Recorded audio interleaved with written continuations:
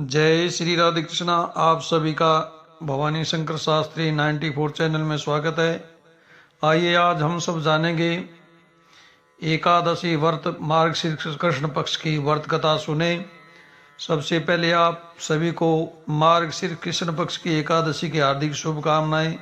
भगवान विष्णु माता लक्ष्मी की कृपा से आपके घर परिवार में सुख समृद्धि का आवास हो और भगवान की हमेशा आपके ऊपर कृपा बनी रहे। कथा इस अनुसार है, जब भगवान विष्णु योग निद्रा में थे तब भूर नामक राक्षस ने उन पर वार करने की कोशिश की, लेकिन उसी समय भगवान की देह में देवी एकादशी का जन्म हुआ और उन्होंने मूर का वध कर दिया। कहते हैं कि उसी दिन से यह तिथि उत्पन्ना एकादशी के नाम से प्रसिद्ध हुई। व्रत कथा सुने ध्यानपूर्वक। और उत्पन्ना एकादशी का महत्व क्या है। धर्मराज युधिष्ठिर कहने लगे कि हे भगवान, मैंने कार्तिक शुक्ल पक्ष की एकादशी अर्थात प्रबोधनी एकादशी का सविस्तार वर्णन सुना था। अब आप कृपा करके मुझे मार्गशीर्ष माह की कृष्ण पक्ष की एकादशी के विषय में भी बतलाइए।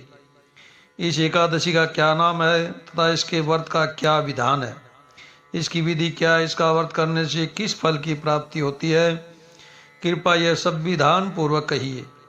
श्री भगवान कृष्ण बोले, मार्गशीर्ष माह के कृष्ण पक्ष में आने वाली एकादशी को उत्पन्ना एकादशी कहा जाता है। यह व्रत शंखोद्वार तीर्थ में स्नान करने के, भगवान के दर्शन करने से जो फल प्राप्त होता है उसके बराबर पुण्य मिलता है। व्रत करने वाले भक्त को चोर, पाखंडी, निंदक, मिथ्यावासी तथा किसी भी प्रकार के पापी से बात नहीं करनी चाहिए। इसका माहात्म्य मैं तुमसे कहता हूँ, ध्यान पूर्वक सुने। जो एकादशी का व्रत करता है, जो कथा सुनता है, उनके समस्त पाप नष्ट हो जाते हैं। उत्पन्ना एकादशी व्रत कथा इस प्रकार है। युधिष्ठिर कहने लगे कि हे भगवान, आपने हजारों यज्ञ और लाख गोदान को भी एकादशी व्रत के बराबर नहीं बताया, सो यह तिथि सब तिथियों से उत्तम कैसे हुई बताइए। भगवान कहने लगे, हे युधिष्ठिर, सतयुग में मूर नाम का दैत्य उत्पन्न हुआ। वह बड़ा बलवान और भयानक था। उस प्रचंड दैत्य ने इंद्र, आदित्य, वसु, वायु, अग्नि आदि सभी देवताओं को पराजित करके भगा दिया। तब इंद्र सहित सभी देवताओं ने भयभीत होकर भगवान शिव से सारा वृतांत कहा और बोले, हे कैलाशपति, मूर दैत्य से भयभीत होकर सब देवता मृत्यु लोक में फिर रह रहे हैं।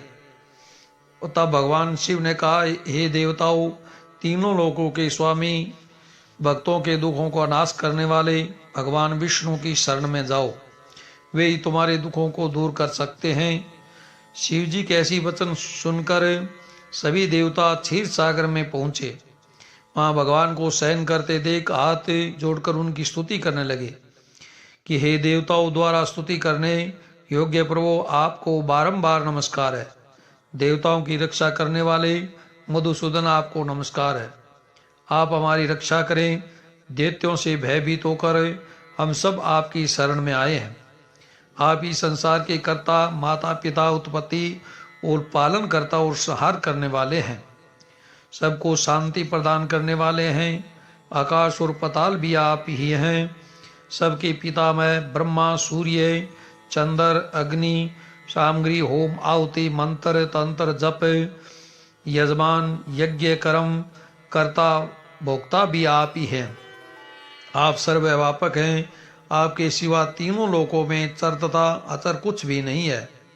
हे भगवान, दैत्यों ने हमको जीतकर स्वर्ग से भ्रष्ट कर दिया है और हम सब देवता इधर उधर भागे फिर रहे हैं।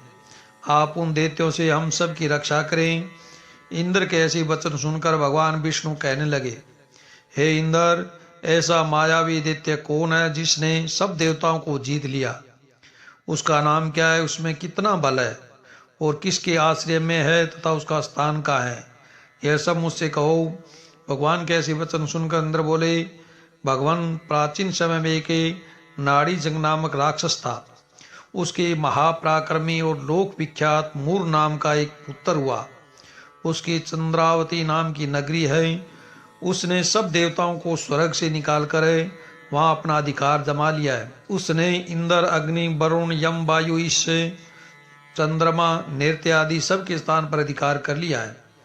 सूर्य बनकर वह समय प्रकाश करता है, समय मेघ बन बैठा है और सबसे अजय है। हे असुर निकंदन, उस दुष्ट को मारकर देवताओं को अजय बनाइए। यह वचन सुनकर भगवान ने कहा, हे देवताओं, मैं शीघ्र ही उसका संहार करूंगा, तुम चंद्रावती नगरी जाओ। इस प्रकार कहकर भगवान सहित सभी देवताओं ने चंद्रावती नगरी की ओर प्रस्थान किया। उस समय जब दैत्य मूर सेना सहित युद्ध भूमि में गरज रहा था, उसकी भयानक गर्जना सुनकर सभी देवता भय के मारे चारों दिशाओं में भागने लगे। जब समय भगवान रणभूमि में आए तो दैत्य उन पर भी अस्त्र शस्त्र आयुध लेकर दौड़े। भगवान ने उन्हें सर्प के समान अपने बाणों से बींध डाला। बहुत ही दैत्य मारे गए, केवल मूर बचा रहा। वह अविचल भाव से भगवान के साथ युद्ध करता रहा। भगवान जो भी तीक्ष्ण बाण चलाते है उसके लिए पुष्प सिद्ध होता। उसका शरीर छिन्न भिन्न हो गया, किंतु वह लगातार युद्ध करता रहा। दोनों के बीच मल युद्ध भी हुआ। 10,000 वर्ष तक उनका युद्ध चलता रहा, किंतु नहीं हारा। थक कर भगवान बद्री का आश्रम चले गए। वहाँ हेमवती नामक सुंदर गुफा थी। उसमें विश्राम करने के लिए भगवान उसके अंदर प्रवेश कर गए। यह गुफा 12 योजन लंबी थी और उसका एक ही द्वार था। विष्णु भगवान वहाँ योग निद्रा की गोद में सो गए। मूर भी पीछे पीछे आ गया। भगवान को सोया देकर मारने को उद्यत हुआ, तब भगवान के शरीर से उज्जवल कांति में रूप वाली देवी प्रकट हुई। देवी ने राक्षस से मूर को ललकारा, युद्ध किया और उसे तत्काल मौत के घाट उतार दिया। श्री हरि जब योग निद्रा की गोद से उठे तो सब बातों को जानकर उस देवी से कहा कि आपका जन्म एकादशी के दिन हुआ है, अतः आप उत्पन्ना एकादशी के नाम से पूजित होगी। आपके भक्त वही होंगे जो मेरे भक्त हैं। जो उत्पन्ना एकादशी का व्रत करता है उसके समस्त पाप नष्ट हो जाते हैं और उसकी सभी मनोकामनाएं परिपूर्ण होती है। और भगवान विष्णु और माता लक्ष्मी की कृपा और जो देवी उत्पन्न हुई थी उसकी भी कृपा उस पर बनी रहती है। बोलिए विष्णु भगवान की जय। बोलिए लक्ष्मी नारायण भगवान की जय।